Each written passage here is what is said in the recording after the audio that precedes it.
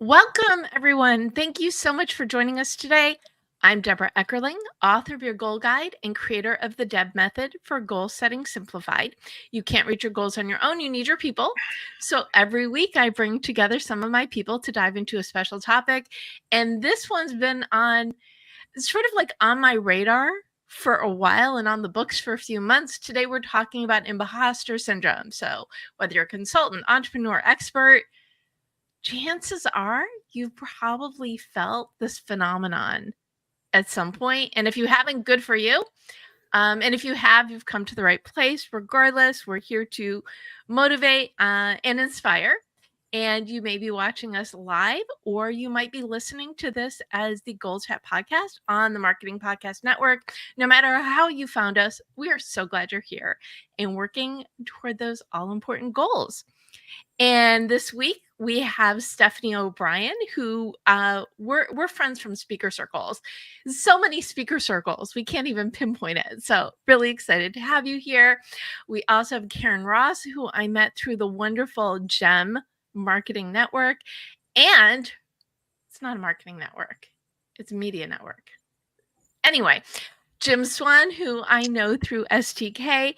And this is also and I've met all my guests before, but these are all first-time guests on GoalChat. So I know that when I spoke with them, they were all very excited about the topic of imposter syndrome. And I would love to let them explain to you all why. So please take a moment, introduce who you are and why you are so drawn to the topic. So Stephanie, let's start with you and welcome. Welcome. One thing I've often found with coaches is, we get very accustomed to our own field of expertise. We get very familiar with it. But sometimes when you're super familiar with a concept, it can be easy to forget how much you know that the average person doesn't. And we can compare ourselves with other people who are really knowledgeable. What we should be comparing is our knowledge to our clients' knowledge, because that's the gap that we need to bridge in order to help them achieve real results. So as long as you know more than your clients do about what you're teaching, you can make a positive impact on their lives. But it's easy to forget that when your knowledge is second nature. And I love that you answer the question and didn't introduce yourself. So let's hit on that one as well. I mean, this just shows how enthusiastic you are about it. So, Stephanie, who are you?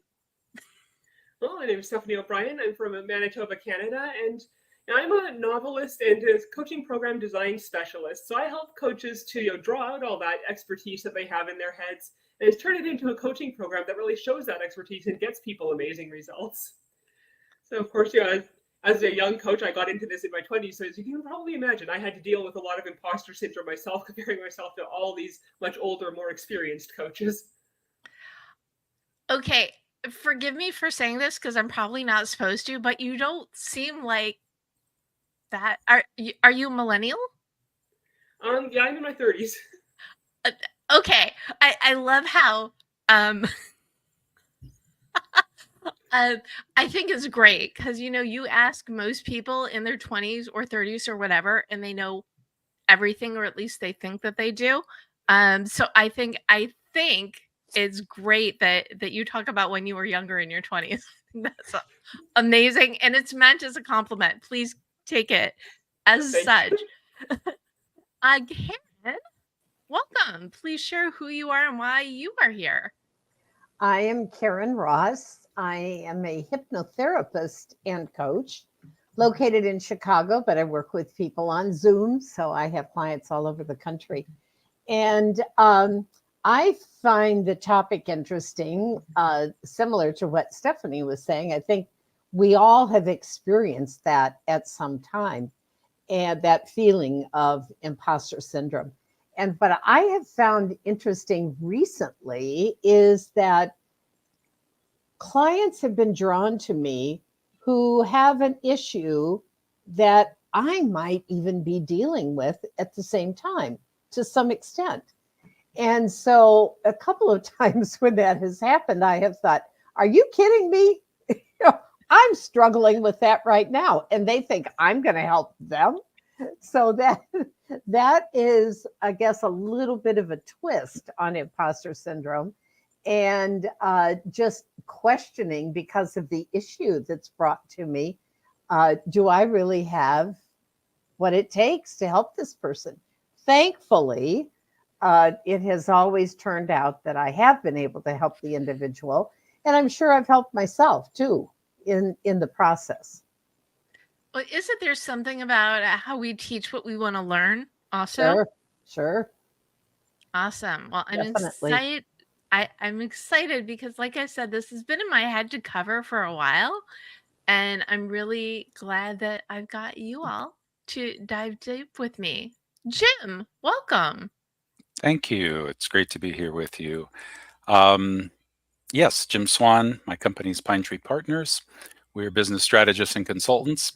We help businesses grow their revenue so they can grow larger and scale and make the impact that they want to have in the world. And my gosh, imposter syndrome, otherwise for me known as crippling insecurities.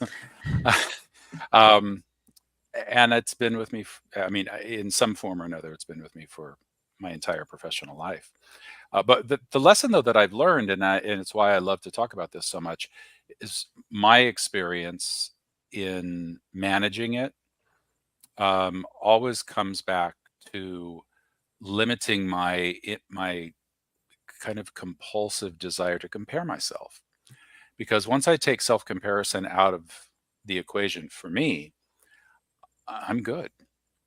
It's kind of like years ago, a speech coach uh, gave us the idea that if you're nervous in front of an audience, just imagine them all sitting there in their underwear, and somehow that's a leveler.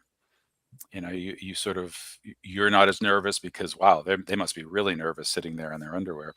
And with So this it idea of sounds very Brady Bunch to me, but I yeah, guess maybe as a outing myself as a Gen Xer, but please go on. yeah, there is that element to it. But for me, the idea when it comes to imposter syndrome, if I'm sitting with a client on a Zoom call, or if back in the old days before COVID, when we were actually sitting in a conference room, maybe working with a team, or even a board of directors, and that wave of self-doubt comes over me, and like, who am I to be sitting here with these people? They're so talented and they know so much.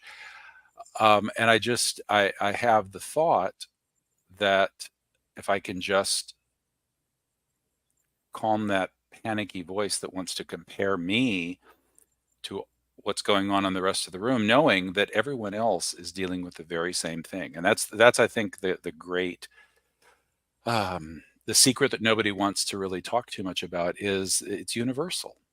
It's universal. When you read about, I can remember reading Lee Iacocca's book many years ago, and Lee Iacocca was a powerhouse leader in the auto industry. Maybe not always the nicest guy in the world, but anyway, another topic there. But even he spoke in his memoirs about self-doubt, and I think, wow, if someone like that or someone of that caliber deals with it, it must be pretty universal. So I guess I can manage it. And you bring up a really good point because comparativism, is that a word? I think is a huge thing. One of my second book, Write on Blogging 51 Tips to Create, Write, and Promote Your Blog. My big thing with that, which I guess I carry over into the other stuff that I do, is only you are you. Only you have your own background and information, and embracing it is really the best way to move forward. So this is how, and I'm also a Leo, so I think, queen of the world. So that's also another dip into the mind of Deb. But let's back up because I tend to also move forward. What is, in the simplest terms, imposter syndrome? Jim?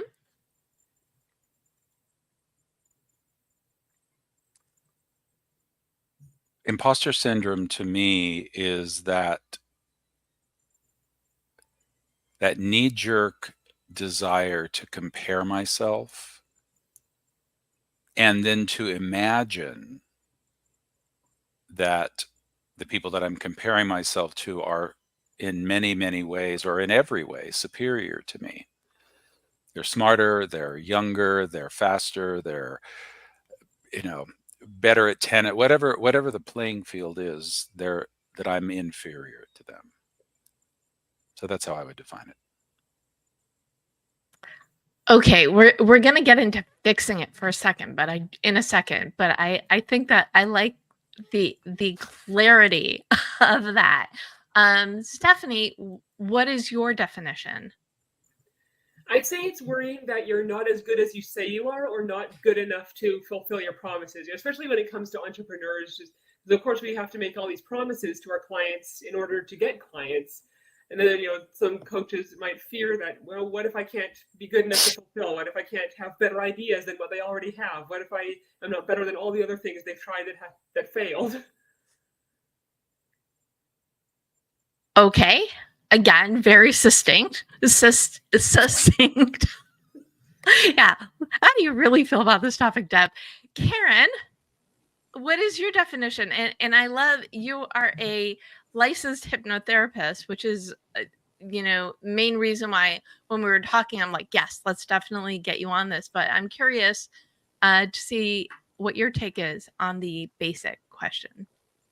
Well, I would certainly agree with what both Jim and Stephanie have said. And I think the phrase was thrown out a little bit ago about, who am I? Or this is what our self-talk is. Who am I to help this person with such and such? And either we feel like we haven't had enough experience in that particular issue, or as Jim and Stephanie said, we just don't feel like we're. Well, I like when Jim referring to the comparison. I think that's something we always have to guard about. I certainly do also. And when someone has come to us, I think maybe this is getting already in the field of fixing, but we have to accept that person trusts that we know and have what they need to go forward, and just trust that we do indeed. And the word trust, and we had the conversation on social media on just last week, because everybody talks about that know, like, and trust factor. I think the trust thing is absolutely huge. But even before I'm air quoting, fix the problem, what stops people from embracing who they are? Because I believe we all have our gifts. Maybe we don't hit the pause button long enough to figure out what that is. That's a big thing that I do with goal strategy when I'm working with clients. But really, what stops people? Where's that roadblock come from? Karen? Well, I think it varies with different people. Many will refer back to their childhood and things that they, excuse me, things they were told about themselves. And it isn't always what they're told. This is what can come up with hypnosis, but beliefs that they formed. And it may have just been something they overheard, or just the way they interpreted something. They formed a belief that today still manifests in such a way that they have self-doubt. Interesting. And what about you, Jim? Where do you find that roadblock comes from? Well, believing things about ourselves that aren't necessarily helpful in the moment, in whatever the situation is. Old tapes, I have sort of my most favorite collection of old tapes that I know I can instinctively reach for in certain situations, because they're not because they're good or beneficial or because they've helped me.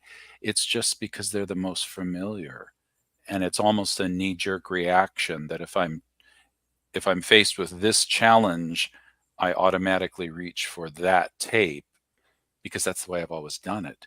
And so, and I imagine, I don't know, but I imagine this is a part of the work that Karen does, is breaking that habit through the power of hypnosis. And substituting alternatives. So for me, what I have tried to do over the years, and it's a practice, it's not perfect for me, but it's a practice. I've tried to swap out.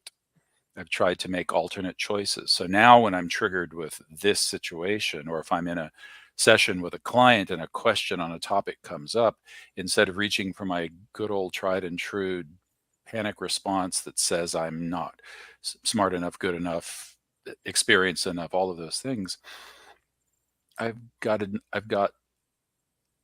something new that I can reach for, something that is more empowering, something that better serves my life today, and thus is a better choice for me. I like how you're making the distinction between what you think and what is actually true, because I think that's really the crux. Well, I mean, if you really want to Right? push it, is Oh, please let me. is anything in the world really true other than what we believe about it? You know, I mean, we could veer off into philosophy there. Probably not a direction we want to go in, but if I believe it, I mean, I can sit here and I can completely undermine my experience here with y'all tonight by allowing myself to go down that rabbit hole of self-doubt, and you don't have anything worthy to say, Jim, and they're going to think you're an idiot, and who are you to talk about this stuff? Or I can choose to believe something else, and that is that I do have experience, that I do have thoughts that I can contribute meaningfully to this conversation. And if I believe that, then it shapes my experience in this time that we have together tonight. And that's where I choose to land. It was really a mindset conversation. Okay, for those listening, there's a lot of nodding going on. Yes, mindset. Stephanie, what do you think stops people from embracing their true selves? There are two main things that come to mind. One are, I don't know if you've seen a picture of a cross stitch from one side and the other. Yes, people look at other people's completed side of the cross stitch, where it's all pretty and neat and tidy. But for themselves, they see the back of the cross stitch, where there's all this messiness from the process of creating it. So they're comparing other people's finished product success, or at least the finished product success that other people show in the public, to their own full experience of all the messiness and struggle and setbacks that went into creating what success they have. So they're comparing the best parts of other people's journeys to their entire journey, including its downsides. So I think that's one part. And another, you kind of like to build on what the other two said about your beliefs controlling things. And the example from my own life, I had a hard time making friends as a kid. So I felt like everybody else got a manual for human interaction but me. So I developed some scars emotionally from spending years feeling unwanted and struggling to find people who would be willing to hang out with me. So when I moved to a new town as an adult, when I was trying to fix the mindset that led to this, I felt like I didn't really have any friends except for the ones who needed me. I felt like people had to need me in order to want me around. So the relationship and mindset coach I was working with asked me, okay, make a list of all the people you could potentially become friends with. Now, note which one you're putting the most effort into. Now, which one needs you the most? Oh. I realized my mental story that people had to need me in order to want me was being reinforced by the fact that I was putting the most effort into the relationships where I was needed the most, thus enforcing the idea that, when these were the most likely relationships to work out, because they were the ones I put the most effort into, it reinforced the idea I had to be needed to be wanted. So if you believe that you're not good enough, you'll create behaviors and experiences that reinforce that. That's what I have. Well, we need and want you in this conversation. I'm really sorry that you had those challenges, but glad you're here and comfortable enough to share them. So thank you for that indeed. I think it goes back to the famous quote, whether you think you can or you think you can't, you're right. And that's like across the board to everything. So the next question, the one that you knew was coming, also because I told you, is, and I had trouble with this. The question is, how do you fix imposter syndrome? And leading up to the conversation, I'm like, is there a nicer way to put it? No, there is not.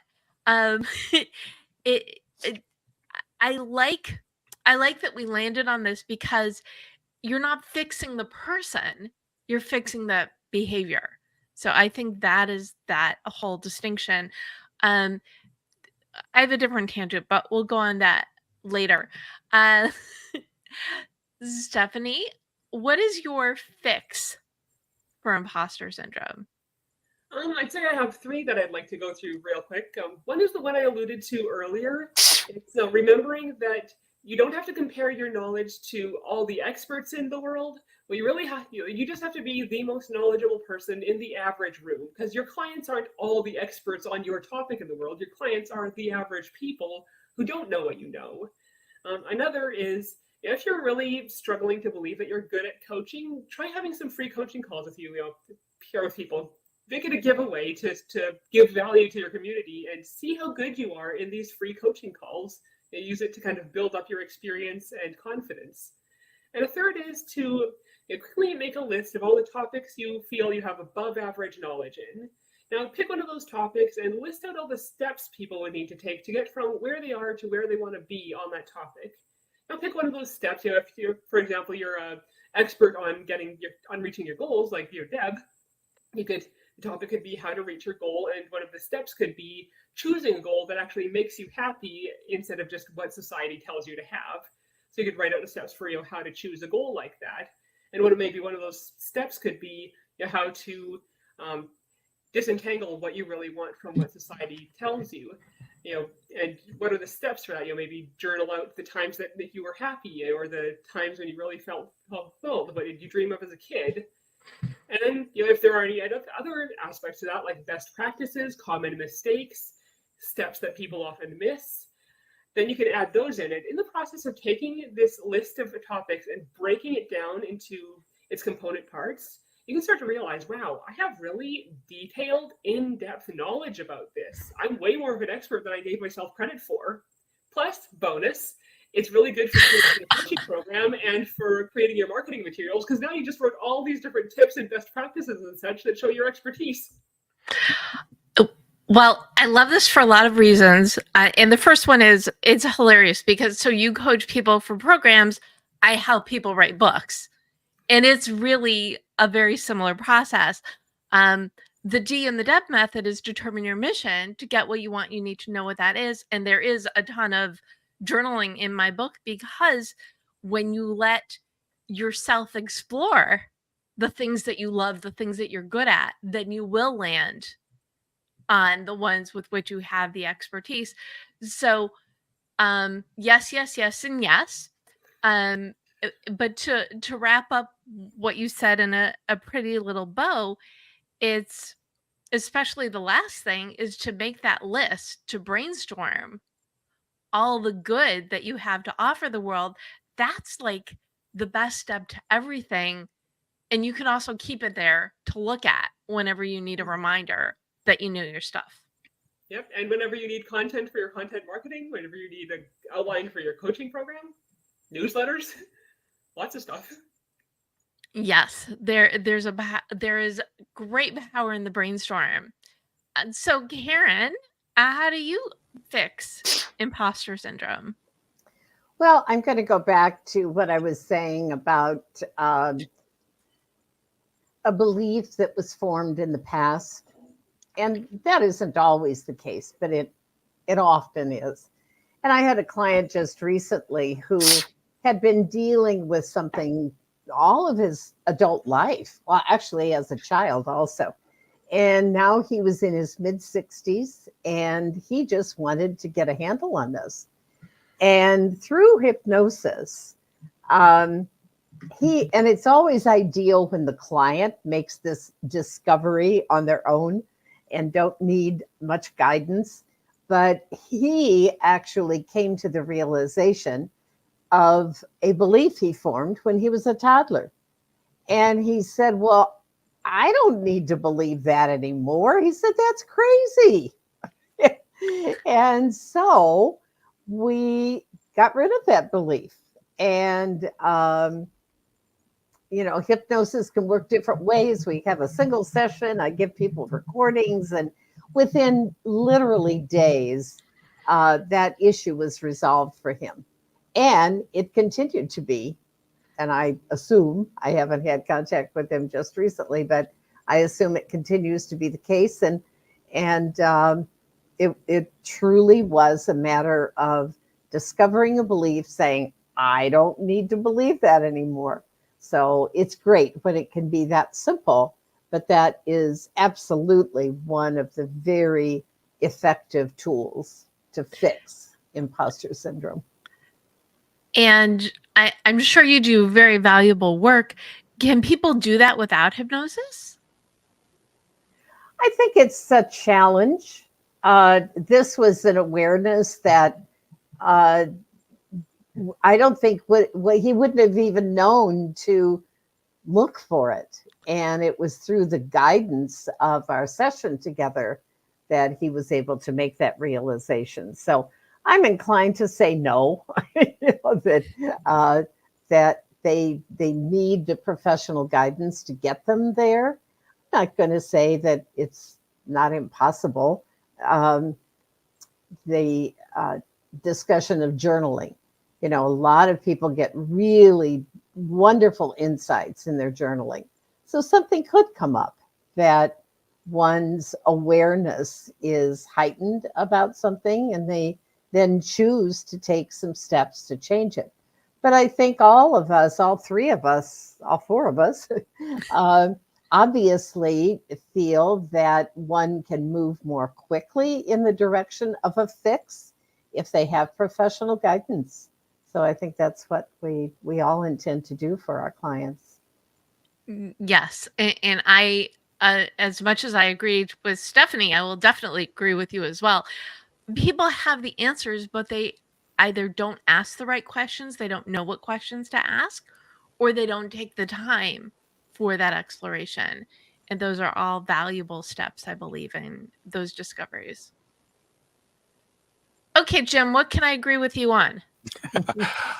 I was going to add a third option for your options there, and the third one is they don't want to make the change, and or a change that has been presented to them. So where I'm going with that is, for me in my journey to manage my self-doubts and my imposter syndrome in my life, have found it as important to complement the self-work that I've done, the internal work, the mindset work, the visiting, memories and past injuries that have caused behavioral patterns in my life.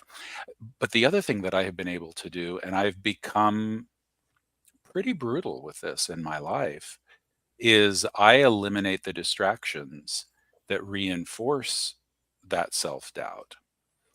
When we think about the time some of us, not all of us, spend on social media, where for the most part, the most important thing that can be presented is how perfect my life is, how beautiful my outfit is, or how perfect my makeup is, or how lovely my home is, or how, how my seven-figure business is kicking ass, and, and all of these perfect scenarios that look so good.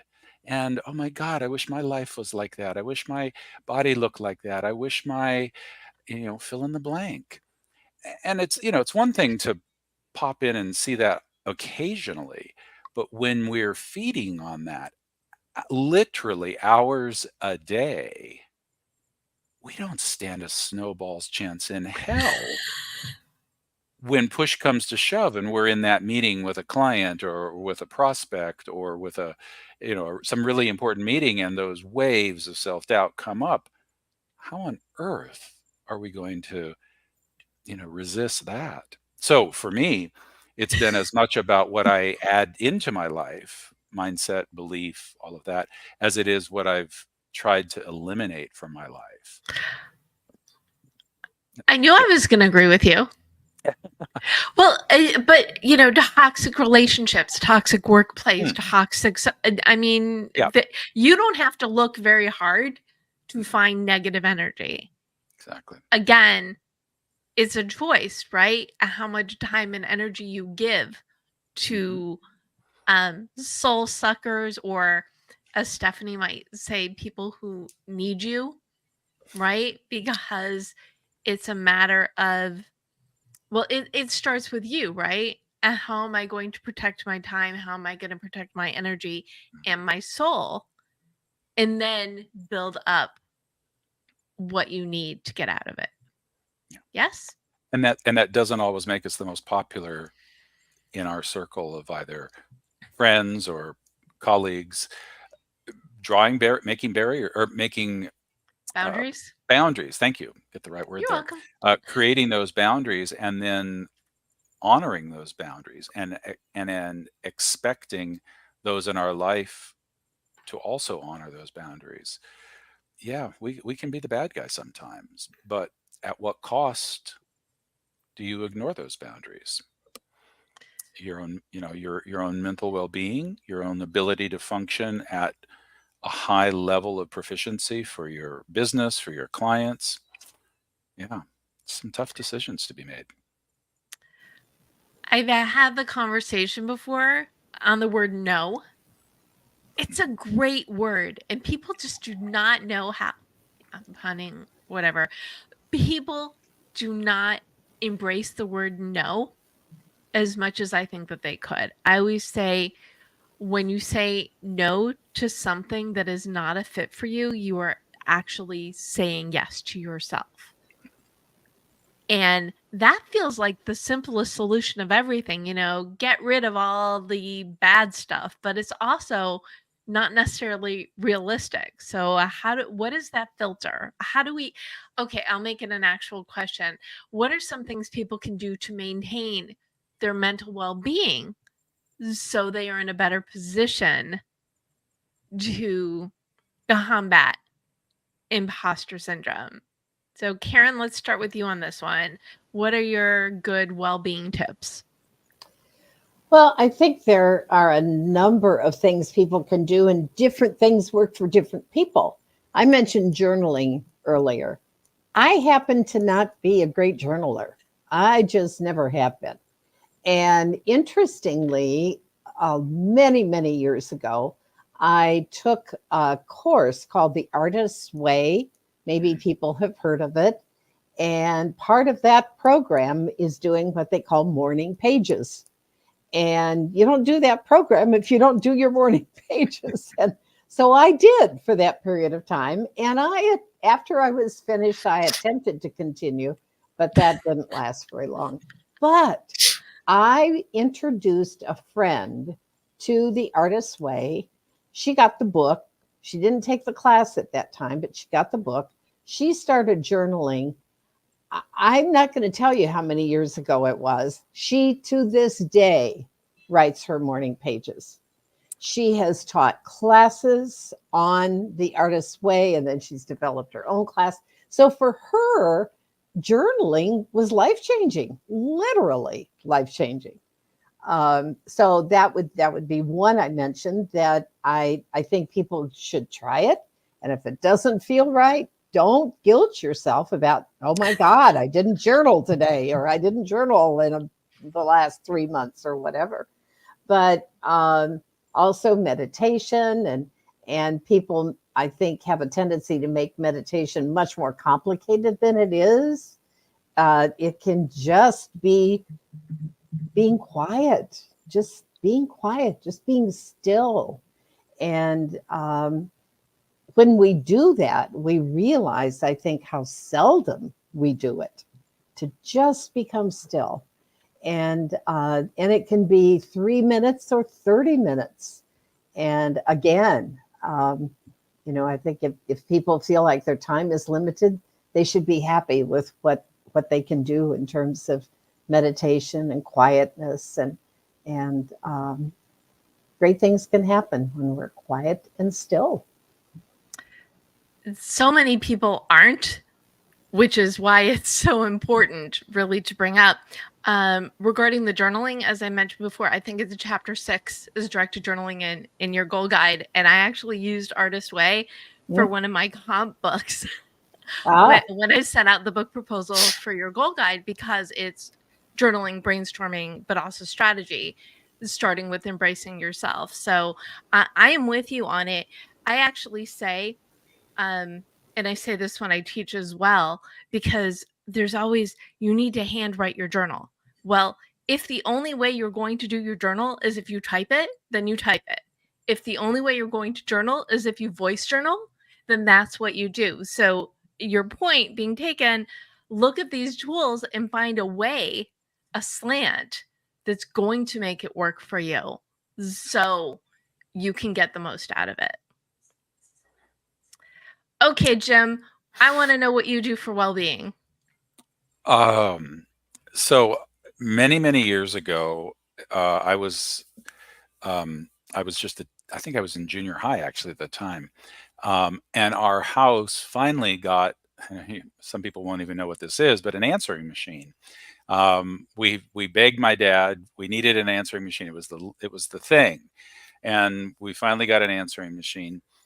And then my dad would, every time we would sit down for dinner, my dad would walk over in the kitchen and he would turn it off and then come to the table. And it used to just drive us crazy. And the lesson that he was teaching us was these machines all have off switches.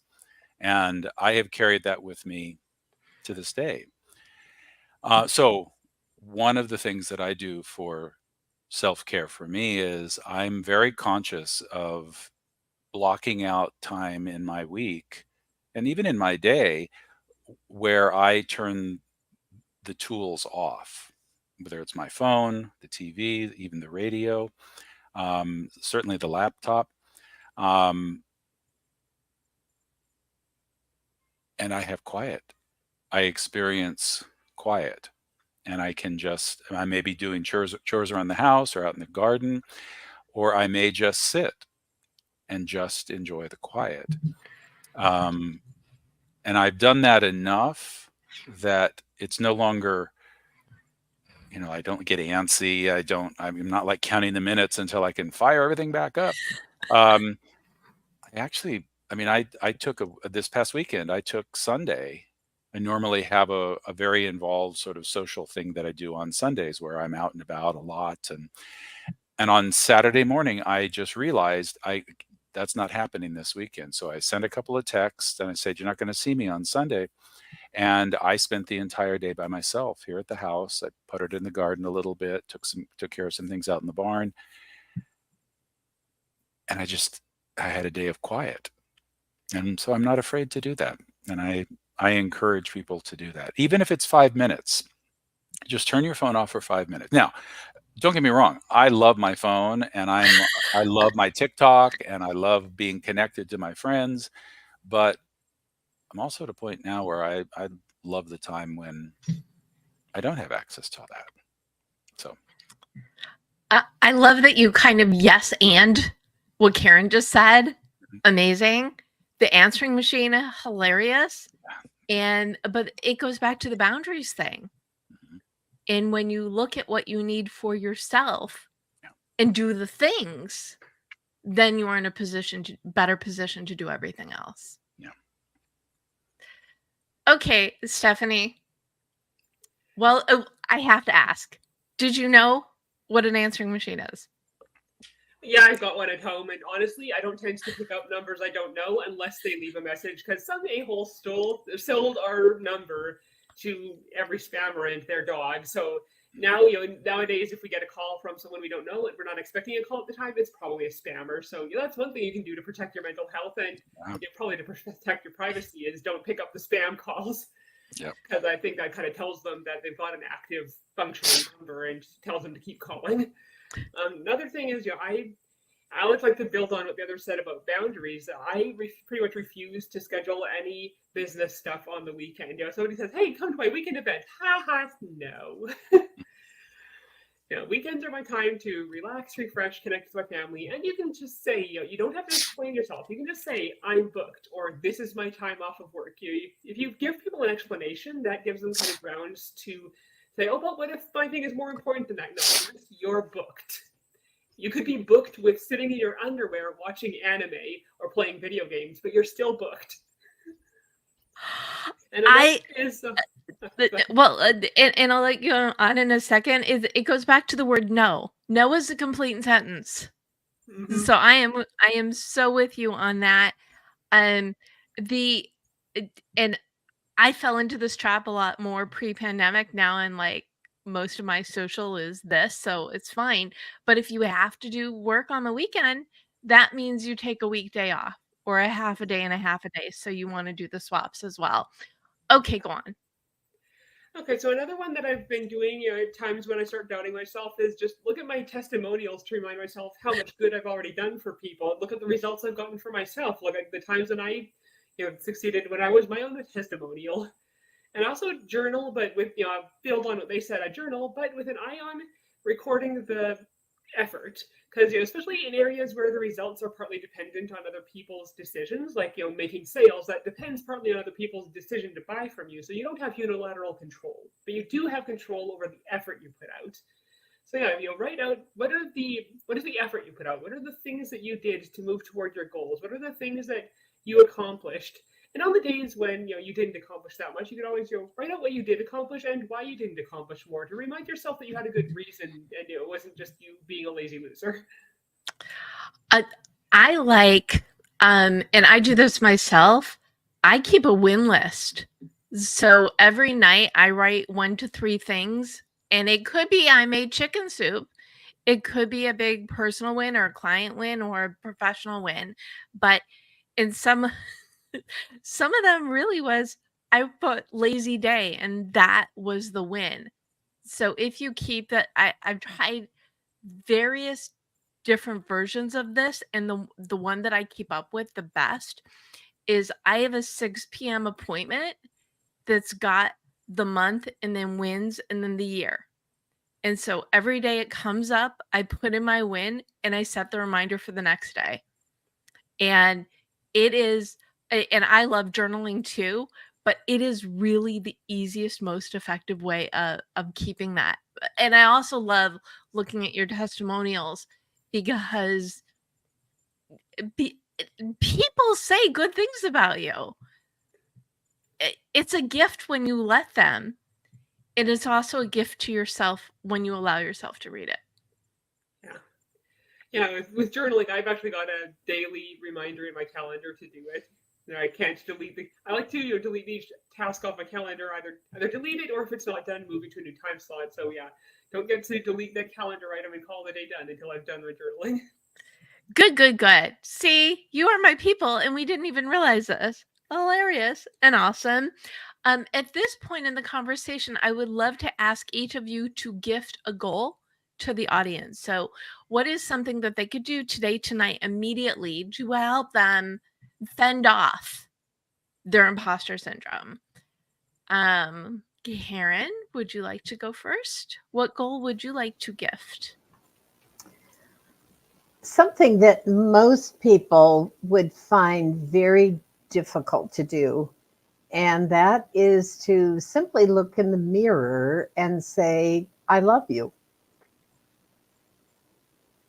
And to create that as a new habit, maybe it's, there's a wonderful book out there entitled Good Morning, I Love You. And to look in the mirror in the morning and say, good morning, I love you.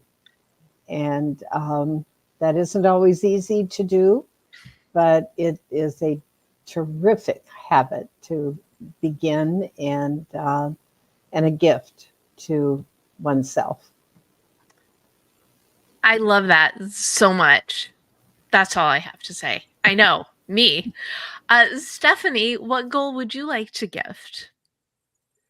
I would say to quickly, within 5 minutes, 10 minutes, write out a list of all the things that you know or know how to accomplish that your ideal clients or the people you want to help don't know how to do. Just to remind yourself how many ways you can help people, how much value you have to give, how much transformation you have to give, and how much of an expert you really are. Again, easy, but not really, but really easy, right? And don't even bother really sorting it or categorizing, just the info dump, all the things that you know that they don't. Easy peasy. Well, I'm all about goal setting simplified, and I think you don't get much more simple than I love you and I know how to do all these things. So fantastic. Thank you for that. You're welcome. Okay, Jim. Goal? My suggestion for a goal would be to edit something. Just for the next week, pick one thing, one input source in your life. Maybe it is an hour on Instagram. Maybe it's Facebook. Maybe it's, you fill in the blank, and just edit it. Don't eliminate it. If you're doing it for 30 minutes, cut it back to 20, maybe 15. Just exert some control over the input, the things that you're feeding on in your life, so that you can reinforce the idea that you are in control. It is not in control. Ooh. I love that all of these really, they're well-being tips, right? It's I love you. I know these things. I'm going to do less of what's maybe not so good for me. I have to go back though. What is, and these are all great tips, but I would love to know what each of you do. What is your favorite personal self-care activity? And Jim, you started talking about this before, but do you have more to, you mentioned a barn. I'm kind of stuck on that. Yeah. Yeah, I've after many, many years in Los Angeles, I found myself living in a little village on the coast of Maine. And I bought a piece of property that's not huge, but it's got a little bit of space. And I've begun the process of installing gardens. Sometimes that's beds of flowers. I've got a rose garden that's going to go in, I think, this summer, if I can stay on track with my plans. Vegetable garden, that's also. So yeah, I'd like to spend time with my hands in the dirt. That's good I self-care like for me. that. Yeah. And what about you, Stephanie? What do you do for fun for self-care?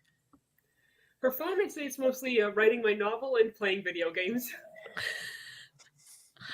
Okay. And there's nothing wrong with video games, right? Yeah, I enjoy it. It's a nice way to kind of occupy the brain, but in a way that doesn't require the same level of decision making and stakes that are involved in business. This is true. I do find myself with the cooking games, and I do like cooking as self-care. So I definitely have a theme in my downtime. And Karen, what do you do for self-care? What is your favorite way to, because we know journaling is not your thing. What is your thing? I enjoy going to movies. There's something about getting in the theater and the lights go out and you can't do anything but focus on the film. And so I find that very appealing and very enjoyable. And I've been known, I haven't done this in a long time, but I do remember one time seeing 3 movies in a row. I just went from theater to theater. And as I say, I haven't done that in a long time. I've seen 2 at a time. And yeah, they used to call that a double feature, right? Yeah. So that's one thing I thoroughly enjoy doing. So were you one of those Barbieheimer people who saw Barbie and Oppenheimer when it opened back to back? I saw both of them. No, I did not see them back to back, but I will say this. I went to, and I'm sure, I don't remember which one I was seeing at that time, if it was Barbie or Oppenheimer. And of course, there was this whole thing. What did they call it? Barbieheimer, something like that. Anyway, some combination of the two. And it was an AMC theater that had 20 some screens. And the theater was busier than I had seen it since before COVID. And I actually talked to the manager, and he made the same statement. He said, we have never been this busy since before COVID. So I was actually thrilled for the theater, that was happening, and that people finally felt free to go out and be in that kind of a situation again. So nice. Awesome. Well, this has been just such a rich conversation. I pride myself on taking a light approach to heavy topics. And if you think about it, imposter syndrome, pretty heavy topic, but I think we solved it. Good for us. No, I think that the point or the through line really is that control factor, which has been said over and over again. Control where you spend time, control your thoughts, do what you need to do to prop yourself up so you are in a position to embrace better who you are. Where can people learn more about each of you? Stephanie? My website is www.coachclientconnection.com. I've got lots of useful tips on my blog. And I've also on my contact page, I've got links to all my social media, so you can pick your favorite way to connect with me and see lots of shorter tips on my social media. I try and post pretty much 4 times a week, so you can get useful tips 4 times a week on my social media. Awesome. Thank you, Stephanie. And Karen, where can people learn more about you? Well, I think you can see by my name, KarenRossNow.com. And that is my website. And you can send a message through the website. And I do offer a complimentary 30-minute conversation with people to determine if our approach would be correct for them, would be a good match, and that they would be a good client for me. I mean, I don't want to speak for everybody else today, but sometimes the client may come to us and we might know it's not a good fit. So being cognizant of that also. But I do welcome people to reach out. And if you're curious about hypnosis and think you don't, or think you know more about it than you do, I love having the opportunity to enlighten people about what a wonderful process it can be. Thank you. Awesome. Yes, it's true. We do, as consultants, we want win-win. And win means the person that you're speaking to is ready to embrace the knowledge that you have to offer to make their lives better. Yeah, I think Jim said something earlier about, if they want to change. And it's interesting how many people, not that many, but it happens No, that I think somebody there are plenty. will sign up with us, Mhm. and then you realize their intention is not to really do the work. So that can happen. I had a book client years ago who was writing a book because someone told her she had great stories and she should write a book. And this went on for a couple weeks of her not doing her assignments, her homework, or whatever. I said, do me a favor. Let's take a time off over the summer. And if you are reinvigorated, then we can resume. And we didn't. But that's the point. People need to be ready and excited and ready for action to move forward, embracing who they are. So I think you put a really good point. And the other thing is, I love bringing people together who haven't met each other, who don't know each other. And I've done panels where it's 4 people who do the exact same thing, 3 plus me do a very exact or similar thing. Not everybody is for everybody. So I appreciate you making that distinction because that's what we want. We want everybody to win because that is what makes the world a better place. Kumbaya. Jim, where can people learn more about you? The easiest is the website, pinetreepartnersllc.com. You can push all kinds of buttons and set up appointments and make calls. And yeah, that's the easy place. Excellent. And I am at the Deb Method everywhere. And you can go to thedebmethod.com/blog to read the recap and get the links. I will put everybody's website link and their LinkedIn into the recap as well. Just drop a note and say that this is where we met, because as I said before, you can't reach your goals on your own. You need your peeps. This way we get to be each other's peeps. And if you need a little bit more help on your goal journey, you can grab a copy of your goal guide at your favorite place to buy books. And I am commercial. I am live every Monday at 4 p.m. Pacific. Or you can also listen to these episodes as GoalChat podcast on the Marketing Podcast Network. So the live show is Monday. Thursday, the podcast episodes are released. Follow at the Deb Method for motivation and inspiration, because that's really, the crux of everything of what I do. We have it in our power, which I think is very, in alignment with the conversation on imposter syndrome. It is within your power to have the life that you want. We're just giving you a little bit of nudge. Okay, a big bit of a nudge.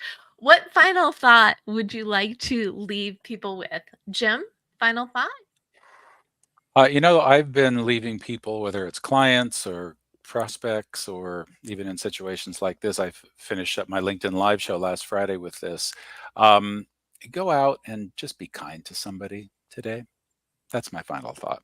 Just add a little kindness into the world. Not just today. Every day is good. Yeah. Every day is good. I like that. Thank you. And Stephanie, what final thought do you want to leave people with? Well, I'd like to allude back to what Deb said earlier about how she gets these different people who all help with the same thing. But you may have noticed, Karen took a more hypnosis, emotional-based approach. Jim Swan took a very psychological, emotional-based, but also a very action-based approach. And I tended to take a very cerebral, list-based, intellectual approach. So we're addressing the same thing, but from very different angles. That's a good thing to remember, is that different people will have different teaching styles, including you and the people you might be comparing yourself to. And even if somebody doesn't resonate with their style, like even if they seem like they're doing better than you, someone might not resonate with their style and might resonate with yours. So just keep in mind that even if you feel like you're not as much of an expert or as polished or whatever as them, there will be probably people who will resonate with you and who you'll be able to help in ways that the people you're comparing yourself to can't. And I really like the visual that you left us early with the cross stitch earlier. And I've heard, don't compare your day 1 to someone else's day 100. I like, don't compare the back of the cross stitch to someone else's, the front of the painting, because it's all from a different approach and an angle, which is everything when it comes to finding success. Okay, Karen, final thought to you.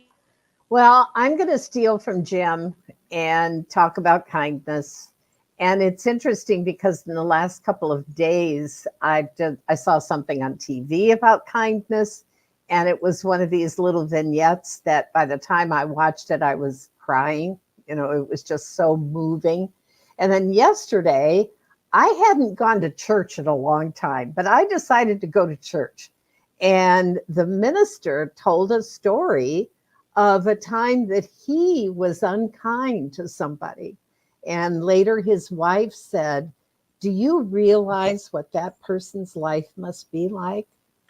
And it really caught him. I was impressed that he brought this up from the pulpit, but he said she just reminded, you could have been so much kinder to him. And so kindness, we just can't go wrong if we keep that as a priority. Because you never know who needs your kindness. And it not only makes them feel good, it makes you feel good. Yeah. To bring that kindness into the world. Well, thank you all for sharing your kindness and your enthusiasm and your stories and your experience to help our community. So I appreciate the time and the energy. Thank you for tuning in, whether you're watching live, the replay, or listening to us on GoalChat. Your life is your choice. You have all of the power. So do the things, be kind, remember how awesome you are, and go out there and go for it, because we know you can do it. You've got this.